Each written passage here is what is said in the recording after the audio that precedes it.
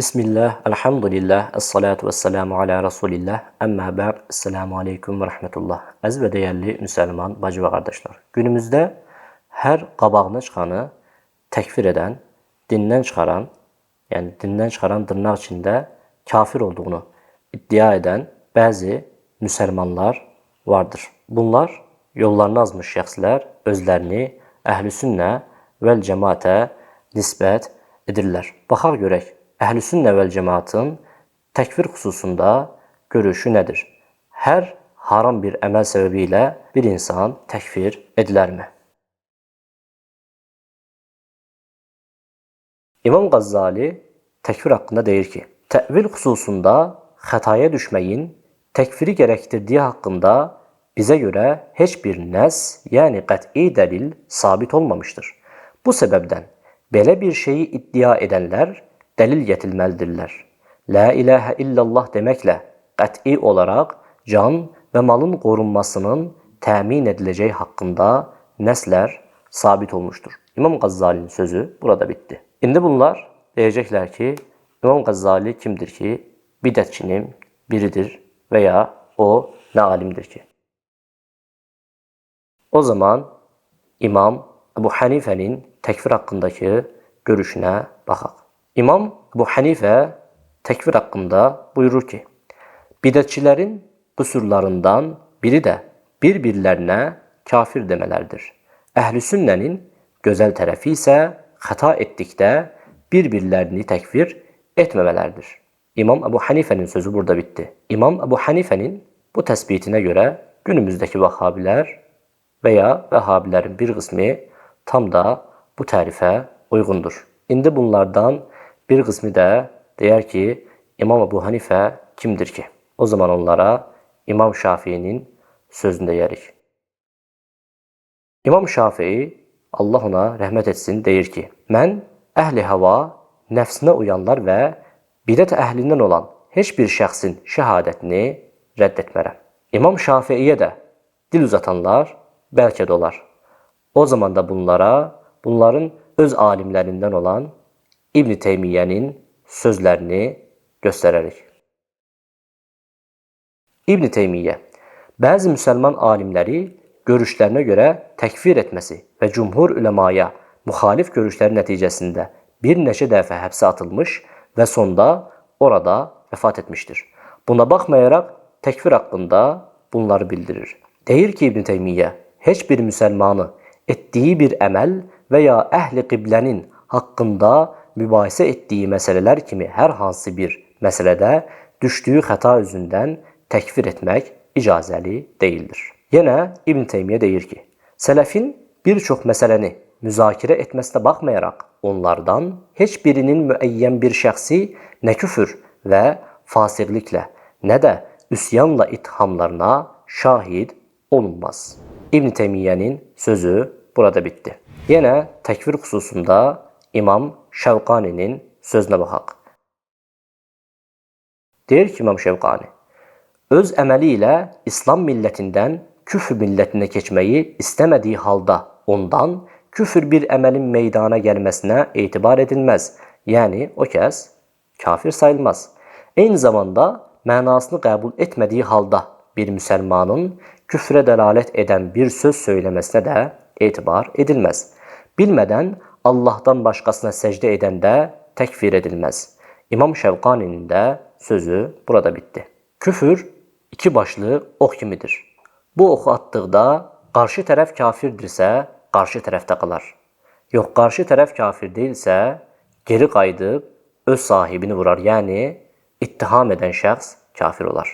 Fiqh kitablarında da qeyd edildiyinə görə bir şəxsi təkfir etsə, küfrlə itham etsə, əgər qarşı tərəf kafir deyilsə, o zaman təkfir edən şəxs özü kafir olar. Rəddül Muxtar isimli kitabda da təkfir xüsusunda bu şəkildə qeyd olunur. Müsəlman olduğunu söyləyən, yəni kəlmə-i şəhadət oxuyan kimsəyə şübhə ilə küfür damğası vurula bilməz. Müsəlman olduğunu söyləyən bir kimsənin bir işində və ya sözündə bir çox küfür ehtimalı ilə yanaşı bir iman ehtimalı və ya küfür olması şübhəli olan bir ehtimal varsa, ona kafir dememek lazımdır. Çünkü Müslüman hakkında hüsnü zannediler. Reddül Muhtar'dan da nakil bitti. Yine tekfir hususunda İmam Tahavi'nin sözlerine dikkat edek. İmam Tahavi, Allah ona rahmet etsin, Akidetü Tahavviye isimli kitabında buyurur ki, Ehli kıbleden hiç kimi, hiçbir günaha göre o günahı halal saymadıkça kafirlikle itham etmirik. İmam Tahavi'nin de sözü burada bitti. Bak bu çok önemlidir. Bir insanı tekfir etmek hususunda çok önemlidir. İmam Tahavi ne buyurdu? O haramı halal saymadıkça, halal sayaraktan o emeli işleyerse o zaman tekfir edilir. Ama halal saymadan o işin haram olduğunu kabul ederekten ederse bu zaman o insan büyük günah sahibidir ama tekfir edilmez. İnsan ettiği veya yanlış zannedilen bir emele karşı bir delil bilebilir veya tevil edebilir. Tevil eden şahs ise tekfir edilmez. Tevil ise fiske manedir. Yani günaha manedir. İçtihadın getirdiği hata, itaatsizlik sayılmaz. El-Hulase ve diğer kitaplarda da tekfir hususunda deyilir ki, eğer bir meselede tekfiri gerektiren birçok ihtimallar varsa, buna karşılık tek bir ihtimal bile tekfire mani olar.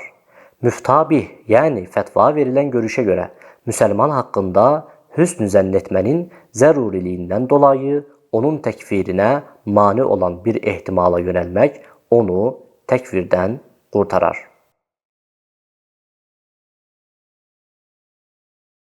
Yine tekfir hususunda Seyyid Sıddık Hasan Han Revdetun Nedviye isimli eserinde Şevkani'nin Seylül Cerrar isimli kitabından bu sözleri nakledir. Bil ki gündüzün güneşinden daha aydın bir delil olmadıkça Allah'a ve ahiret gününe iman eden hiçbir Müslümanın İslam dininden çıkıp küfre girdiğine hükmedilmez.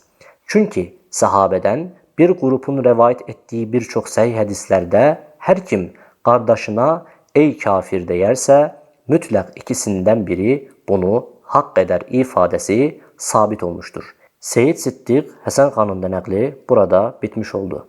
Netice olarak bunlar kimi grupların yani haricilerin veya Vahhabilerin sözlerine bu meselelerde itibar edilmesin. Bunlar önlerine çıkanları tekfir ederek Müslümanların içine nifak sokullar. Son olarak Vahhabilere, tekfirçilere bir nasihat ile videonu bitiririm. Unutmak olmaz ki bir kimseni İslam dairesinden çıkarmak onu o daireye dahil etmekten kat kat ağır bir mesuliyettir ve bu mevzuda telesmek felakete yol açar. Özünden başka herkesi asanlıkla küfürle ittiham eden Vehhabilik ve tekfirci kimi ifratçı tayfalar eslinde rahmet dini olan İslam'ın kardeşlik ruhunu zedeleyerek fitne tohumlar sepirler. Alimlerimizin de kaydettiği kimi bir Müslümanın imanına dair zerre kadar bir ihtimal varsa hüsnü zannetmek ve tekfirden kaçmak her bir müminin üzerine düşen manevi borçtur. Dinimiz bizden kalpleri yarmak değil, İslam'ın güzelliğini yaşayarak ve yaşatarak birlik içinde olmayı talep edir. Bu sebepten bir Müslümanı tekfir etmek kimi tehlikeli yollardan uzak durup rahmet ve hikmet yoluna tabi olmak herkesi için en hayırlı çıkış yoludur. Velhamdülillahi Rabbil alemin.